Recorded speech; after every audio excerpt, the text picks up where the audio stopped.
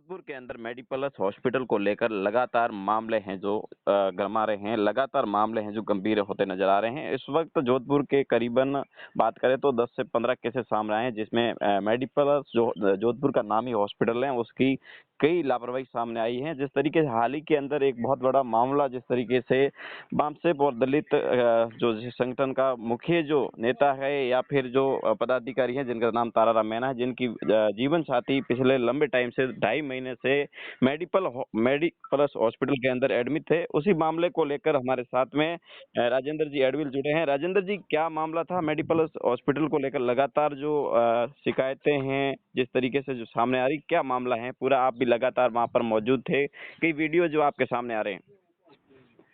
मैं सर साहब को 15-20 साल से जानता हूँ और साहब ने अपने निजी दौरान के पहले इनसे एक बार हॉस्पिटल में इलाज करवाया था और अपने धर्मपत्नी जी के साथ में लेके आए थे और सिर्फ 4 mm पत्थरी का जो ऑपरेशन करवाना था जी, उसमें 1,80,000 का पैकेज बताया उन्होंने।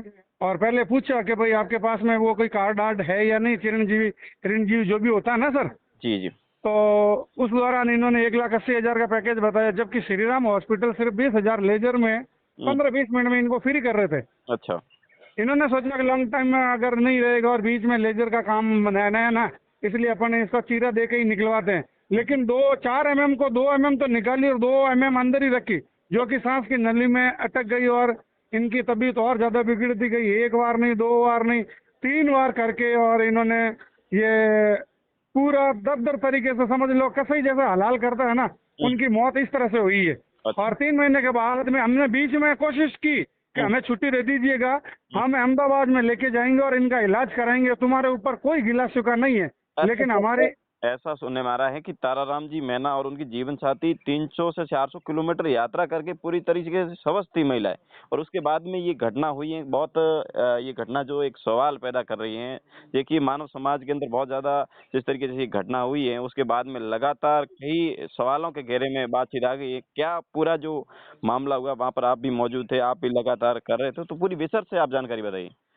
कि जितने भी प्राइवेट हॉस्पिटल है कसाई खाना खोल के बैठे और अपने पैसों का ध्यान रखते हैं। और जिसमें मयंक जो है ना जैन, इसमें सबसे बड़ा करप्टेड है। अभी 1 महीना भर पहले विष्णु समाज वालों ने इनको जूता मारा, 1.5 करोड़ का पैकेज लिया, इनकी सर की पगड़ियां इनके पैरों में रखवाई विष्णु समाज ने।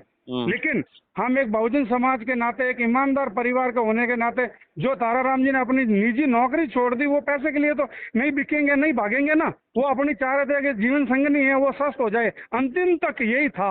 लेकिन हम 13 अगस्त को इनको फोन किया कि गंगा देवी जी को आप छुट्टी दे दीजिए, हम अहमदाबाद ले जाकर इलाज कराना चाहते हैं। लेकिन इन्होंने इधर उधर से लेकर अपने निजी हॉस्पिटल, प्राइवेट में छोटा हॉस्पिटल पाउटा में, जिनके पास में 600 बेड का हॉस्पिटल हो, मेडिप्लस जैसा इतनी बड़ी सुपर फैसिलिटी हो, और वो आदमी पैसा लेते गया और इनको मौत के कुएं में धकेलता गया। इनकी निजी मतलब सोच यही रहती है कि लोगों से पैसे, जमीन बिचवा के लो, सोना गहना उधार करवा के लो, बेचा के लो, इनको लो, और इलाज करने के डॉक्टर पुख्ता डॉक्टर नहीं है, सब झोला छाप डॉक्टर हैं, सब फर्जी डॉक्टर हैं। अच्छा, जो अंदर स्टाफ, जो नर्सिंग स्टाफ लगा हुआ है वहां पर, क्या उनकी जो आप बात कर रहे हैं, क्या वो फर्जी तरीके से लगे हुए हैं? नहीं सर, गुंडा के लोग हैं। बाउंसर क्या होते हैं? बाउंसर पैसे दे के आते हैं। पुलिस हम गई नहीं 2 मिनट की वार्ता करने के लिए। हम प्रतिमूर्ति मंडल 15 लोग गए थे। अच्छा। जन प्रति 15 लोग गए थे। मतलब पानी नहीं आया उससे पहले पुलिस आ गई 5-7 गाड़ी लेके। अच्छा। और हमसे उल्टा जवाब करने लगे, अरे भाई हमारा कोई बंदा मरा है तो हम पूछे तो सही डॉक्टर कौन था क्या नहीं था। उन्होंने अगर वो जो गार्बेज जो भी रस्सी वगैरह निकलती है ना, उनकी उन्होंने वार नहीं छोड़ी, बोरे की तरह खील के उनको छोड़ दिया। उनसे उनकी वजह से 4-5 किलो रस्सी निकाली गई। फिर फोन पे बताते हैं कि आप ये उल्टी होने की दवाई ले लो। अरे वो तो जहर फैलता जा रहा है मेरे भाई, इतने तो हम भी समझते हैं। अच्छा।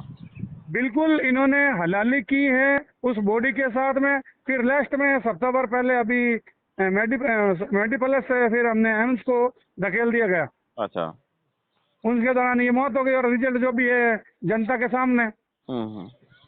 आज देखिए जिस तरीके से पैसे वाले लोग हैं, एक आज बात करें तो ये चिकित्सा की बात करें तो एक पैसे वाले लोग बड़े हॉस्पिटलों में जाकर भी इस तरीके से ठोकरें खाते हैं, इस तरीके से जख्म खा बैठते हैं। आज बात करें तो अपने देश के अंदर जिस तरीके से इस तरीके की चिकित्सा व्यवस्था पर जिस तरीके जोधपुर जैसी आईसीटी में भी बहुत बड़े अस्पताल है, परंतु ये इस तरीके के हालात हैं, इसको लेकर आपका क्या कहना है?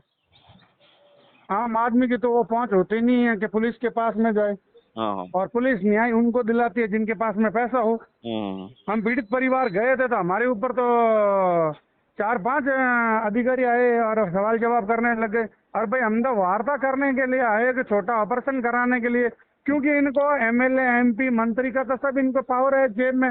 जब ये मरते हैं तब 1.5 करोड़ दे देते हैं, तो 10-15 लाख किसी को देना और किसी को खरीदना, किसी को डराना धमकाना इनके लिए छोटी बात है। अच्छा। तो आप क्या चाहते हैं इस मामले को लेकर, जो ये घटनाक्रम हुआ है, इस प्रकरण को लेकर आपकी क्या राय है? मैं कल गया था सीएमएचओ ऑफिस, कलेक्टर ऑफिस, हाँ, और उन्होंने कहा था कि हम एक टीम गठित करते हैं। उन्होंने करी दी 3 डॉक्टरों की, मेडिकल कॉलेज जो एमडीएम के सामने है ना, हाँ, हाँ। मथुरादास के सामने बड़ा जो मेडिकल कॉलेज, उनके 3 डॉक्टरों ने नियुक्त किया गया। और हमने यही मांग रखी कि आपकी जो हर जांच तफ्तीश हो उसमें हमारा एक व्यक्ति होना अनिवार्य है। हाँ, हाँ। और रही बात आप, उन्होंने मुझे कहा कि कलेक्टर साहब को दे दीजिए। हमने कलेक्टर किया, सीएम किया, पीएम किया, राष्ट्रपति जी को लिख दिए, स्वास्थ्य मंत्रालय को भी लिख दिया। अच्छा, अब इनकी वो बाकी है तफ्तीश, जो मंडे को शुरू करेंगे ये, अच्छा, सोमवार को। अच्छा।